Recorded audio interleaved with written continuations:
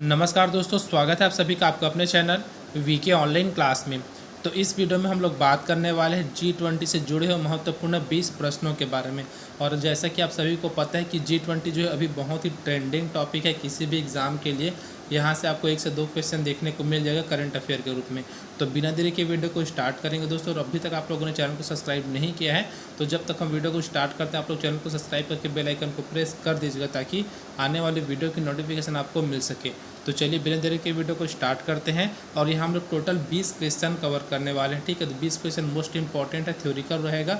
आप चाहो तो इसको नोट करके भी रख सकते हो, जो आपको इंपॉर्टेंट पॉइंट यहाँ से लगेगा उन सब चीज़ को। तो चलिए स्टार्ट करते हैं, देखते हैं आज का हमारा पहला प्रश्न यहाँ पर बढ़ रहा है।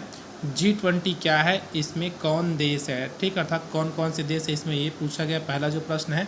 और G20 क्या है तो देखिएगा G20 का जो फुल नेम हो जाएगा वो हो जाएगा ग्रुप ऑफ 20, ठीक है। क्या हो जाएगा, ग्रुप ऑफ 20 हो जाएगा। इसका जो गठन है 1999 में हुआ था। ठीक, यहाँ से दो चीज़ आपको देखने को मिल गया। G20 का फुल नाम क्या है तो ग्रुप ऑफ 20 है। इसका जो गठन है 1999 में हुआ था। अब इसमें कौन कौन से देश हैं, ठीक है। तो आप लोग देख सकते हैं यहाँ पर इतना सारे यहाँ पर देश है जो कि 20 देश होंगे। अब देखते हैं कौन कौन से हैं। सबसे पहले बात करें, भारत है, अमेरिका है, चीन, जापान, जर्मनी, रूस, France, Britain, Italy, Canada, Brazil, Australia, Indonesia, सऊदी अरब, दक्षिण अफ्रीका, तुर्की, मैक्सिको, कोरिया गणराज्य, अर्जेंटीना व यूरोपीय संघ। तो इतने देश यहाँ पर क्या है, सम्मिलित है। अर्थात जो G20 अर्थात ग्रुप ऑफ 20 है, 20 देशों का जो ग्रुप है उसमें इतने देश आपको देखने को मिल जाएंगे। चलिए अगला प्रश्न देखते हैं। इसी में दोस्तों प्रश्न क्या है, दूसरा प्रश्न आपको यहाँ पर देखने को मिल रहा है, G20 का काम क्या है, क्यों बना, ठीक है। तो इसका काम क्या होता है, अर्थात G20 का काम क्या होता है और क्यों बनाया गया इसको, इसके बारे में देखेंगे। तो यह देख सकते हैं, यह अंतर्राष्ट्रीय आर्थिक सहयोग का सबसे बड़ा मंच है।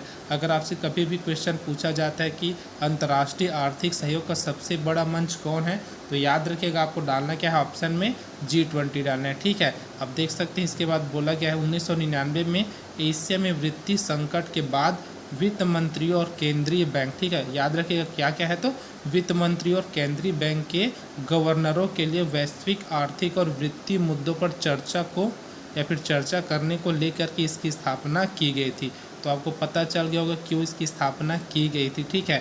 और सबसे बड़ा मंच किसका, ये भी इसको आप लोग अंडरलाइन करके इसको रख सकते हैं। अंतर्राष्ट्रीय आर्थिक सहयोग का यह सबसे बड़ा मंच है। चलिए अगला प्रश्न देखते हैं, तीसरा प्रश्न इसी में देखेंगे। तीसरा प्रश्न है, G20 में राष्ट्राध्यक्ष कब से आने लगे, तो कब से आने लगे ये यहाँ पर पूछा गया है। तो देखिएगा 2008 में वैश्विक मंदी के दौरान G20 समिट अमेरिका में हुई थी। उसी में तय किया गया कि अगली समिट में सदस्य देशों के राष्ट्राध्यक्ष भी शामिल होंगे, ठीक है। तो कब की गई थी तो 2008 में, उसी दौरान तय किया गया था कि अगली जब भी समिति होगी अर्थात बैठक होगी तब इसमें क्या होगी तो राष्ट्राध्यक्ष, जो देश सदस्य देश है ना उनके राष्ट्राध्यक्ष भी वहाँ पर शामिल होंगे। अगला प्रश्न है, इस बार अध्यक्षता कौन कर रहा है, ठीक है। अर्थात अभी जो 2023 में इसका मीटिंग हो रहा है अर्थात बैठक हो रहा है उसकी अध्यक्षता कौन कर रहा है ये पूछा गया इस प्रश्न में।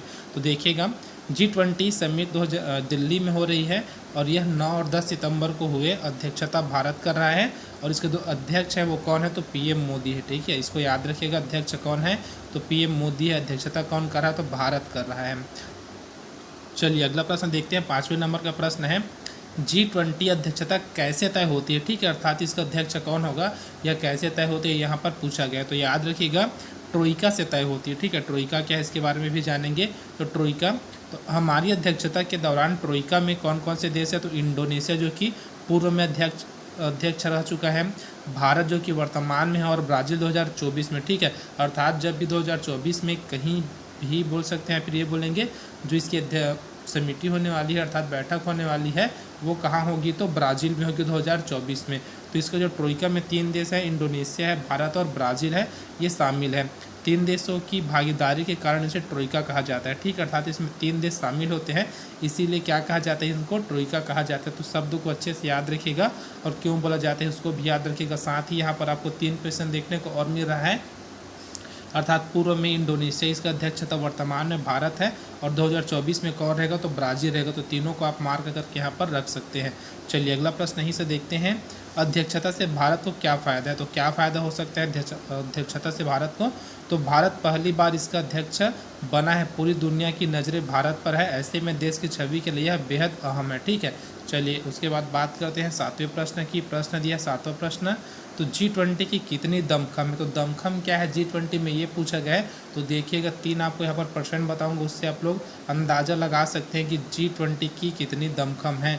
तो देखिएगा यहाँ पर G20 देशों की दुनिया की कुल आबादी, ठीक है, अब कुल आबादी का 60%, कुल GDP में 80% और ग्लोबल ट्रेड में 75% हिस्सेदारी है। ठीक है, तो देख सकते हैं आप लोग कितना कितना प्रतिशत यहाँ पर हिस्सेदारी रखा है, G20 है, यानी इन्हीं के दम पर दुनिया चलती है, ये हम लोग बोल सकते हैं। अच्छा, G20 के दम पर। चलिए अगला देखते हैं, प्रश्न है समिट में गैर G20 सदस्य कितने हैं। तो अर्थात जो G20 में भी शामिल नहीं हुए तो कौन सी देश हैं हमसे पूछा गया। तो यहाँ पर देखिएगा भारत ने 9 देशों को आमंत्रित किया। तो कौन कौन से 9 देश हैं देख सकते हैं, बांग्लादेश है, मिस्र है, ठीक है, मित्र नहीं मिस्र है, मॉरिशस है, नीदरलैंड है, नाइजीरिया है, ओमान है, सिंगापुर है, स्पेन व संयुक्त अरब अमीरात। तो इन 9 देशों को क्या किया है, भारत ने आमंत्रित किया इसके लिए। चलिए अगला देखते हैं, 9वें नंबर का प्रश्न है G20 समझौता का क्या प्रभाव है। तो क्या प्रभाव है इसका देख सकते हैं, जो G20 कोई विधायी निकाय नहीं है। ठीक है, सबसे पहले इसको याद रखिएगा, कोई विधायी निकाय नहीं है, इसलिए इसके समझौते और निर्णय का कोई कानूनी प्रभाव नहीं होता, लेकिन इसका देशों की नीतियों और वैश्विक सहयोग पर काफ़ी असर पड़ता है। तो याद रखिएगा यहाँ पर क्या है, इसका कोई विधायी निकाय नहीं है, इसको याद रखिएगा। चलिए अगला प्रश्न देखते हैं, आम लोगों पर क्या असर पड़ेगा। अब देखिए, अब आम लोगों पर क्या असर पड़ सकता है। तो देखिएगा भारत ने G20 के लिए 16 प्राथमिकताएं तय की है, ये सभी कहीं ना कहीं आम लोगों से जुड़ी है। खाद्य पदार्थों की कीमतों हो या शिक्षा रोजगार जैसे क्षेत्रों में नई संभावनाएं, G20 की बड़ी भूमिका है। ठीक है, तो इन सब में क्या है, आम लोगों पर इसका असर पड़ेगा। अगला देखते हैं, इसी में क्या है, 11वें नंबर का प्रश्न है, सदस्य देश किस आधार पर चुने गए हैं। तो किस आधार पर सदस्य देश चुने गए। तो देखिएगा 1999 में जर्मनी में G8 देशों की बैठक हुई। ठीक है, इसमें एशिया के आर्थिक संकट को देखते हुए दुनिया के 20 शक्तिशाली अर्थव्यवस्था वाले देशों को एक मंच पर लाने का फैसला किया गया। तो 1999 में कहाँ बैठक हुई, तो G8 की बैठक, अर्थात उस समय सिर्फ 8 देश वहाँ पर शामिल थे। ठीक है, इसको याद रखिएगा। चलिए अगला प्रश्न देखते हैं, G20 की कार्यशैली क्या है। तो कार्यशैली के बारे में जानते हैं G20 की। तो यहाँ पर देखिएगा G20 में 2 समांतर ट्रैक होते हैं। ठीक है, तो कौन कौन से ट्रैक होते हैं याद रखिएगा, यहाँ पर 2 ट्रैक होते हैं, दोनों ट्रैक का नाम आपको यहाँ पर देखने को मिल जाएगा, वित्त ट्रैक है और शेरपा ट्रैक है। ठीक है, 2 ट्रैक यहाँ पर आपको देखने को मिलेगा। तो देखिएगा क्या बोला गया है, शेरपा पक्ष G20 के सदस्य देशों में शेरपाओं से चर्चा करता है। वित्त ट्रैक का नेतृत्व सदस्य देशों के वित्त मंत्री और सेंट्रल बैंक के गवर्नर करते हैं। ठीक है, तो दोनों को याद रखिएगा, शेरपा का क्या कार्य है, उसी प्रकार यहाँ पर देखिएगा जो आपको देखने को मिल जाएगा वित्त ट्रैक, इसका भी आपको यहाँ पर देख सकते हैं क्या कार्य है। चलिए अगला देखते हैं, यहीं पर शेरपा कौन है। अब शेरपा के बारे में थोड़ा सा जानते हैं, शेरपा कौन है, यह नाम क्यों रखा गया है। तो यहाँ पर देखिएगा G20 में शेरपा सदस्य देशों के नेताओं के निजी प्रतिनिधि होते हैं। ठीक है, क्या होते हैं, तो जो सदस्य देश होते हैं उनके नेताओं की जो निजी प्रतिनिधि होते हैं उनको क्या बोला जाता है, तो शेरपा बोला जाता है। शेरपा सम्मेलन में अपने नेताओं को बातचीत में मदद करते हैं।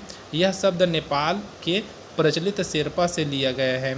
अंतर्राष्ट्रीय सम्मेलन में शेरपा गाइड जैसे ही होते हैं। ठीक है, क्या होते हैं, जो शेरपा होते हैं वो गाइड जैसे होते हैं। चलिए अगला देखते हैं, यहाँ पर देखिएगा मोस्ट इम्पॉर्टेंट वाला क्वेश्चन है, आप लोग देख सकते हैं, यहाँ से क्वेश्चन आपका बन सकता है, G20 की थीम लोगो क्या प्रदर्शित करते हैं। ठीक है, उसकी थीम के बारे में पूछा गया, साथ ही उसका जो लोगो है वह क्या प्रदर्शित करता है यहाँ पर बोला गया है। तो G20 का जो थीम है क्या है, वसुधैव कुटुंबकम। ठीक है, या एक पृथ्वी एक कुटुंबकम एक भविष्य है, इसको याद रखिएगा।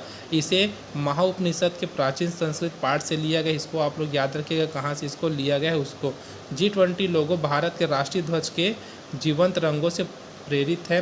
इसमें राष्ट्रीय पुष्प कमल को पृथ्वी ग्रह के साथ पेश किया गया है। ठीक है, आप लोग जब भी इसका लोगो देखेंगे आपको वहाँ पर दिख जाएगा। ये अभी जो हम लोग पढ़े हैं वो वाला लाइन, जो चुनौतियों के बीच विकास को प्रदर्शित करता है। अब कभी भी पूछा जाता है किस चीज़ को प्रदर्शित करता है, तो याद रखिएगा ये क्या करता है, तो चुनौतियों के बीच विकास को यह प्रदर्शित करता है।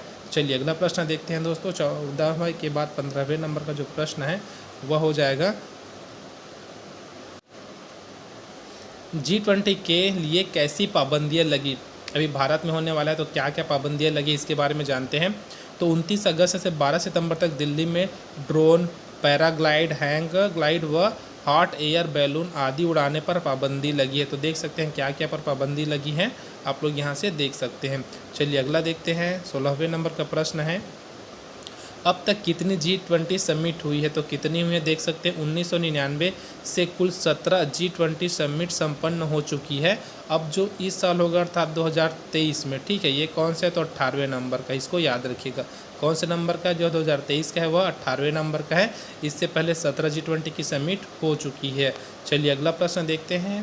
प्रश्न है G20 में कितनी बैठकें हुई है। ठीक है, तो कितनी बैठकें हुई है ना, ठीक है, यहाँ पर याद रखिएगा। तो यहाँ देखिएगा 1 दिसंबर 2022 के बाद भारत के 50 शहरों में करीब 200 मीटिंग हुई है। ठीक है, ये भारत के बारे में अभी है लगभग 1 दिसंबर 2022 के बाद से ना, इसको याद रखिएगा।